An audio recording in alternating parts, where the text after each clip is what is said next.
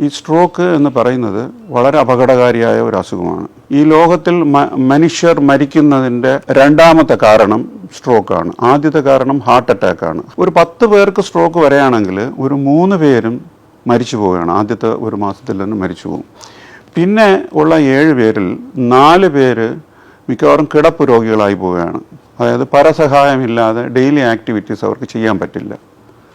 അപ്പോൾ ഒന്ന് ആലോചിച്ച് നോക്കിയേ, ഏണിംഗ് മെമ്പറിനായിരിക്കും സ്ട്രോക്ക് വരുന്നത്. ആ ആൾ കിടപ്പിലായി.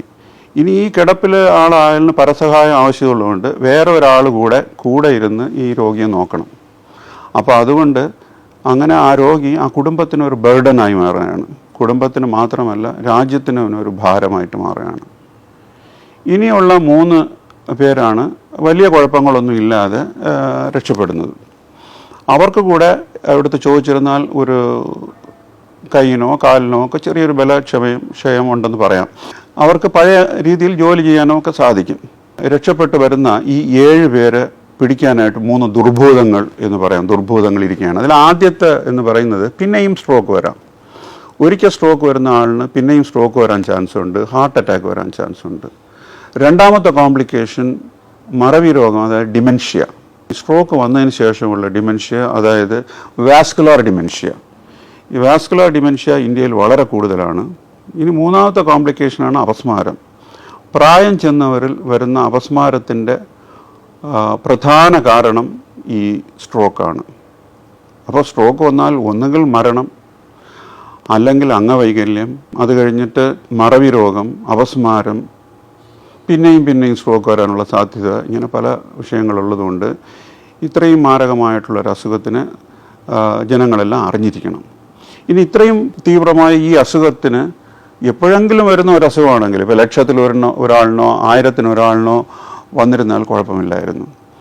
ഇപ്പോഴത്തെ കണക്കനുസരിച്ച് 4 പേരിൽ ഒരാളിന് ഈ സ്ട്രോക്ക് വരാനുള്ള ചാൻസ് ഉണ്ട്. ഇതിനു മുമ്പേ 6 പേരിൽ ഒരാളിനായിരുന്നു 10 വർഷത്തിന് മുമ്പേ. ഇപ്പോൾ അത് 4 പേരിൽ ഒരാളിന് സ്ട്രോക്ക് വരാനുള്ള ചാൻസ് ഉണ്ടെന്നാണ്. അപ്പോൾ ഞാൻ ഈ പറഞ്ഞതെല്ലാം പേടിപ്പെടുത്തുന്ന കാര്യങ്ങളാണ്. ഇതിന് ചില സിൽവർ ലൈനിങ്സ് ഉണ്ട്. അതായത് ആശാവഹങ്ങളായ 1-2 കാര്യങ്ങൾ.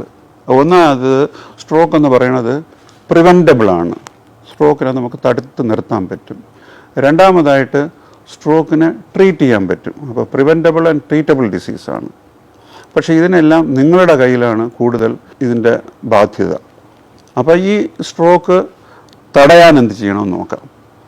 സ്ട്രോക്ക് എന്ന് പറയുന്നത് ജീവിതശൈലി രോഗങ്ങൾ, അതായത് hyper tension, high BP, diabetes, പൊണ്ണത്തടി, ഹൈ കൊളസ്ട്രോൾ, ഇതിൻ്റെയൊക്കെ ഒരു ഫൈനൽ എൻഡാണ്, ഒരു എൻഡ് റിസൾട്ടാണ് സ്ട്രോക്ക് എന്ന് പറയുന്നത്.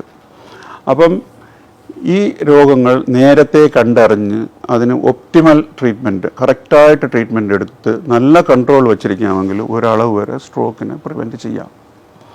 അതിൻ്റെ കൂടെ പുകവലി അവോയ്ഡ് ചെയ്യുക, അമിത മദ്യപാനം അവോയ്ഡ് ചെയ്യുക. പുകവലിയും അമിത മദ്യപാനവും സ്ട്രോക്കിന് കാരണമായേക്കാം. ദിവസവും കുറച്ച് വ്യായാമം ചെയ്യുക. നടത്തുന്നതായിരിക്കും ബെസ്റ്റ്. ഡെയിലി 1/2 മണിക്കൂറെങ്കിലും നടക്കുക, അല്ലെങ്കിൽ ആഴ്ചയിൽ 5 ദിവസമെങ്കിലും നടക്കുക. പിന്നെ ഹൃദ്രോഗമുണ്ടെങ്കിൽ വളരെ വേഗം അതിനെ കണ്ടുപിടിച്ച് അതിന് ട്രീറ്റ്മെൻറ്റ് എടുക്കണം. ഹൃദയമിടിപ്പിൻ്റെ അസുഖങ്ങൾ, വാൽവിൻ്റെ അസുഖങ്ങളെല്ലാം സ്ട്രോക്കിന് കാരണമായിരിക്കും. കൂടുതൽ റിലാക്സേഷൻ, ആളുകൾ ടെൻഷൻ നിറഞ്ഞ ജീവിതമാണല്ലോ നമ്മളത്. ടെൻഷൻ കുറയ്ക്കാൻ വേണ്ടി റിലാക്സേഷൻ ടെക്നിക്സൊക്കെ ചെയ്യുന്നത് നല്ലതായിരിക്കും. യോഗ, ധ്യാനം എന്നൊക്കെ. പിന്നെ ഫാമിലിയായിട്ട് ധാരാളം സമയം സ്പെൻഡ് ചെയ്യുക. അപ്പോൾ നമ്മൾ കാമാവും. അങ്ങനെ ഈ കാര്യങ്ങളെല്ലാം ചെയ്തുകൊണ്ട് 90% സ്ട്രോക്കിനെയും പ്രിവെൻറ്റ് ചെയ്യാൻ പറ്റും. അടുത്തതായി ഇതിൻ്റെ ട്രീറ്റ്മെൻറ്റ് ഒരു കാലത്ത് വലിയ ട്രീറ്റ്മെൻ്റ് ഒന്നും ഇല്ലായിരുന്നു. ഇപ്പോൾ വളരെ എഫക്റ്റീവായിട്ടുള്ള ട്രീറ്റ്മെൻറ്റ്സ് ഒക്കെ ഉണ്ട്.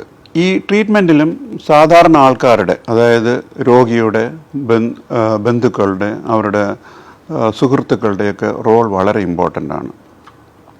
കാരണം സ്ട്രോക്ക് തുടങ്ങിയ ഉടനെ ആ നിമിഷം തൊട്ട് ഓരോ മിനിറ്റിലും 2 മില്യൺ ന്യൂറോൺസ് നശിച്ചുകൊണ്ടിരിക്കുകയാണ്. അപ്പോൾ അതുകൊണ്ട് സ്ട്രോക്ക് വന്ന ഉടനെ ആശുപത്രിയിൽ എത്തിക്കാൻ എന്തൊക്കെ ചെയ്യണമോ എന്നുള്ള കാര്യങ്ങൾ നോക്കാം. ആദ്യമായിട്ട് ഈ സ്ട്രോക്കിനെ നിങ്ങൾ തന്നെ ഐഡൻറ്റിഫൈ ചെയ്യണം. സാധാരണ നമുക്ക് ഒരു അസുഖം വന്നിരുന്നാൽ സാധാരണ നമ്മൾ അടുത്ത ആശുപത്രി പോവുക, ആശുപത്രി പോയി ഡോക്ടറെ കാണും, ഡോക്ടർ കുറേ ടെസ്റ്റൊക്കെ ചെയ്യും. അതിനുശേഷം നിങ്ങളടുത്ത് പറയും നിങ്ങൾക്ക് ഈ അസുഖം ഉണ്ടെന്ന്, അതായത് ഇപ്പോൾ ന്യൂമോണിയ ഉണ്ടെന്നൊക്കെ പറയും. പക്ഷെ ഇവിടെ അങ്ങനെ ഒരു അടുത്ത് പോയി ചോദിച്ച് എന്താണെന്നുള്ളത് ചോദിക്കാനുള്ള സമയമില്ല. കാര്യം millions of neurons are die, അങ്ങനെ മരിച്ചുകൊണ്ടിരിക്കുകയാണ്.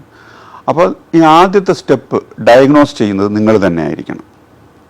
ഈ സ്ട്രോക്ക് ഞാൻ ഡയഗ്നോസ് ചെയ്യുന്നത് വലിയ കാര്യമല്ലേ എന്ന് വിചാരിക്കേണ്ട ആവശ്യമില്ല. നിങ്ങൾ തന്നെ ഡയഗ്നോസ് ചെയ്യുന്ന രോഗങ്ങളുണ്ട്. ഫോർ എക്സാമ്പിൾ, ഹാർട്ട് അറ്റാക്ക് വന്നിരുന്നാൽ നിങ്ങൾ തന്നെയാണ് ഡയഗ്നോസ് ചെയ്യുന്നത്. ആരെങ്കിലും നെഞ്ചിൽ കൈവച്ച് വേദനയുണ്ട് എന്ന് പറഞ്ഞ ഉടനെ നിങ്ങൾ ഹാർട്ട് അറ്റാക്ക് എന്ന് വിചാരിക്കുന്നു, ഉടനെ പേഷ്യൻ്റ് ആശുപത്രി കൊണ്ടുപോകുന്നു. അപ്പം അവിടെ ചെന്നതിന് ശേഷം ചിലപ്പോൾ ഹാർട്ട് അറ്റാക്ക് അല്ലായിരിക്കും, പക്ഷെ നിങ്ങൾ ഹാർട്ട് അറ്റാക്ക് എന്ന് ഡയഗ്നോസ് ചെയ്ത് കഴിഞ്ഞു. അതുപോലെ തന്നെ സ്ട്രോക്കിനും, പക്ഷേ അൺഫോർച്ചുനേറ്റ്ലി സ്ട്രോക്കിന് വേദനയില്ല. അപ്പോൾ സ്ട്രോക്കിന് വളരെ സബ്റ്റിലായിട്ട് ചെറിയ സൈൻസ് ആണുള്ളത്. അതെന്തൊക്കെയാണെന്ന് ഞാൻ ഇപ്പോൾ പറയാം. ഈ എന്തൊക്കെയാണെന്നുള്ളത് എല്ലാവരും അറിഞ്ഞിരിക്കണം. അറിയാമെന്നുള്ളവർ അറിയാത്തവരെ പഠിപ്പിക്കണം. എൻ്റെ അഭിപ്രായത്തിൽ സ്കൂളിൽ, കോളേജസിലെല്ലാം ഈ സ്ട്രോക്കിനെ എങ്ങനെ ഐഡൻറ്റിഫൈ ചെയ്യാം എന്നുള്ള കാര്യം അറിഞ്ഞിരിക്കണം.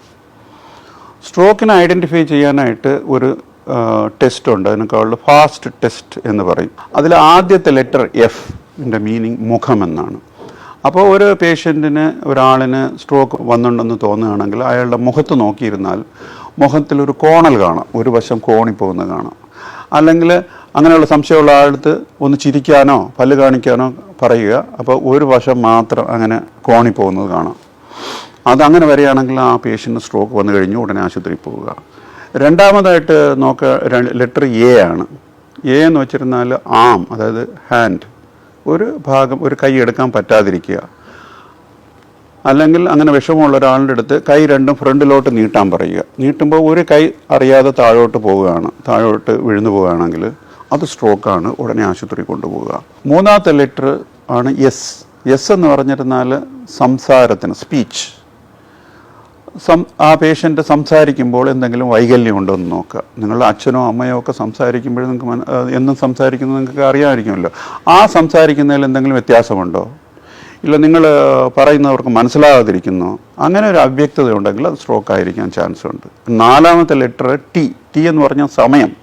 അതായത് ഈ മൂന്ന് കാര്യങ്ങൾ കണ്ടാൽ, മുഖം കോണുകയോ കൈ താഴോട്ട് ഡ്രിഫ്റ്റ് ചെയ്യുന്നത് കാണുകയോ സംസാരത്തിന് വ്യത്യാസം വന്നാലോ ഉടനെ പിന്നെ സമയമാണ് ഇമ്പോർട്ടൻറ്റ്, ഉടനെ ആശുപത്രിയിൽ പോവുക. ഏത് ആശുപത്രിയിലാണ് പോകേണ്ടതെന്ന് കറക്റ്റായിട്ട് അറിഞ്ഞിരിക്കണം. ആ സ്ട്രോക്ക് നമ്മൾ ഐഡൻറ്റിഫൈ ചെയ്തതിന് ശേഷം ഏത് ആശുപത്രിയിൽ പോകാം, ആ ആശുപത്രിയാണോ നല്ലത്, ഇതാണോ നല്ലത് എന്നൊക്കെ ആലോചിച്ച് സമയം കളയാതെ ഈ സ്ട്രോക്ക് സജ്ജമായ, സ്ട്രോക്കിനുള്ള ട്രീറ്റ്മെൻറ്റ് എവിടെയാണ് ഉള്ളത് എന്ന് നേരത്തെ അറിഞ്ഞു വയ്ക്കുക. ആ ആശുപത്രിയിൽ ഉടനെ പോവുക. ഇനി ആശുപത്രിയിൽ എത്തിയിരുന്നാൽ ഡോക്ടർ ചില ചികിത്സാ രീതികൾ പറഞ്ഞു തരും. അതൊക്കെ നിങ്ങൾ നേരത്തെ അറിഞ്ഞു വയ്ക്കുക. അവിടെ വെച്ച് അത് വേണോ വേണ്ടയോ എന്നൊക്കെ സംസാരിക്കുന്നതിനേക്കാളും അതിൻ്റെ ചികിത്സകൾ എന്താണെന്ന് ഞാൻ പറയാം. ഒന്ന്, ഏറ്റവും പ്രധാനമായിട്ട് ഒരു ക്ലോട്ട് അലിയിച്ച് കളയാനുള്ളൊരു മരുന്നാണ്. അത് ആ ഇഞ്ചക്ഷൻ ഒരു 3 മണിക്കൂറിനകത്ത് കൊടുക്കണം. ഇനി ലേറ്റായി പെയ്യുക 4.5 മണിക്കൂറിനകത്ത് വെച്ചെങ്കിലും കൊടുക്കണം. അപ്പോൾ ആ ഇഞ്ചക്ഷനെ പറ്റി ഡോക്ടർ പറയുമ്പോൾ നിങ്ങൾക്കിപ്പോഴേ അറിയാമെങ്കിൽ ഉടനെ ഡിസിഷൻ എടുക്കാൻ പറ്റും കൊടുക്കണോ വേണ്ടയോ എന്നുള്ള കാര്യം. ഇനി ഈ ഇഞ്ചക്ഷൻ നിങ്ങളിപ്പോൾ ഹോസ്പിറ്റലിൽ എത്തിയ ഉടനെ കൊടുക്കാൻ പറ്റത്തില്ല. അതിന് ചില ടെസ്റ്റുകളും CT സ്കാനും ഒക്കെ എടുത്തതിന് ശേഷമേ ഈ രോഗിക്ക് ഇത് കൊടുക്കാൻ പറ്റുമോ എന്ന് പറയാൻ പറ്റത്തുള്ളൂ. അതുകൊണ്ട് 4.5 മണിക്കൂറിനകത്ത് എത്തി ഇഞ്ചക്ഷൻ കിട്ടിയില്ല എന്ന് പറയാൻ പാടില്ല. വളരെ നേരത്തെ എത്തിയിരുന്നാൽ ഇതും കൂടെ കഴിഞ്ഞതിന് ശേഷം നമുക്ക് ഇഞ്ചക്ഷൻ കൊടുക്കാൻ പറ്റുമോ ഇല്ല എന്ന് പറയും. ചിലപ്പോൾ ഇത് കഴിഞ്ഞതിന് ശേഷം, ടെസ്റ്റ് എല്ലാം കഴിഞ്ഞതിന് ശേഷം ഈ രോഗി ഈ ഇഞ്ചക്ഷന് എലിജിബിൾ അല്ലായിരിക്കാം. ശരി, എലിജിബിൾ ആയിട്ടുള്ളൊരു പേഷ്യൻറ്റിന് ഇങ്ങനെ ഇഞ്ചക്ഷൻ ഉണ്ട് എന്ന് ഡോക്ടർ പറഞ്ഞ ഉടനെ അത് നിങ്ങൾ വേണോ വേണ്ടെന്ന് ഉടനെ തീരുമാനിക്കുക. അല്ലാതെ നിങ്ങൾ ഡോക്ടേഴ്സിൻ്റെ അടുത്ത് ഫോൺ ചെയ്യണം, ഇല്ല ആരെങ്കിലുമൊക്കെ അബ്രോഡ് ഉണ്ട് അവരുടെ അടുത്ത് ഫോൺ ചെയ്ത് എന്നൊക്കെ പറയുമ്പോൾ ഇങ്ങനെ മില്യൺസ് ഓഫ് ന്യൂറോൺസ് മരിച്ചുകൊണ്ടിരിക്കുകയാണ്. അതുകൊണ്ട് ആ ഡിസിഷൻ വേഗം എടുക്കുക. പിന്നെ വേറെ കാര്യം ഈ ഇഞ്ചക്ഷൻ്റെ കണക്ഷനിൽ പറയാനുള്ളത്, ഈ ഇഞ്ചക്ഷൻ കോസ്റ്റ്ലി ആയിട്ടൊരു ഇഞ്ചക്ഷനാണ്. നിങ്ങൾ വേഗം ഹോസ്പിറ്റലിൽ വന്നു, ഇഞ്ചക്ഷൻ കൊടുത്തു, അപ്പോൾ നാച്ചുറലി നമ്മൾ എക്സ്പെക്റ്റേഷൻ ഉടനെ ശരിയാകുമെന്നാണ്. അങ്ങനെ ശരിയാകാൻ ചാൻസ് കുറവാണ്. ചിലർക്ക് ശരിയാവാം. സാധാരണ ഈ ഇഞ്ചക്ഷൻ കിട്ടിയിട്ട് അടുത്ത ദിവസമോ അതിൻ്റെ അടുത്ത ദിവസമോ ഒന്നും കാണാറില്ല.